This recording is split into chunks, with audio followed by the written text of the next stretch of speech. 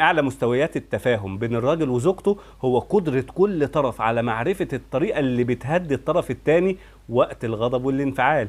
في راجل لما بيغضب بيكون الحل إن زوجته تسيبه في حاله خالص وتختفي من وشه لحد ما يهدى، مجرد وجودها بيزود المشكلة. وفي راجل لما بيغضب وزوجته تسيبه وتمشي بيعتبرها إهانة وبيخرب الدنيا.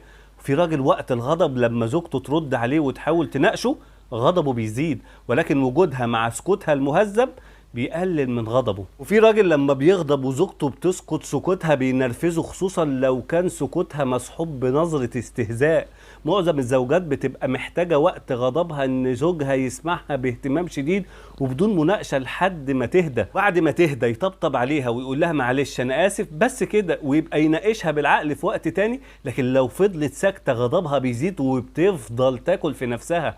وفي زوجة تانية غضبها كله بيروح لما زوجها يجي وقت غضبها ياخدها في حضنه ويحايلها ويسترضيها. الستات بتحب ما تكملش وقت الانفعال وبتفضل تأجل أي كلام لحد ما تهدى. نص حل المشكلة أصلا بيتوقف على كيفية تجاوز مرحلة الغضب والحد من الخسائر أثناء المرحلة دي، وإننا ما بنكسرش الخطوط الحمراء زي الضرب والإهانة والشتيمة والمعايرة. النص التاني بيعتمد على المشكلة بعد الغضب. في الحقيقة معظم المشاكل بتتطور وبتكبر بسبب عدم قدرتنا على إدارة وقت الانفعال، وأحيانا الزوج والزوجة بيتأثروا من الكلام اللي بيتقال وقت الانفعال اكتر من تأثيرهم باصل المشكلة. اما معرفة بقى الطريقة المناسبة لشريك حياتك دي بتيجي مع العشرة والاحتكاك.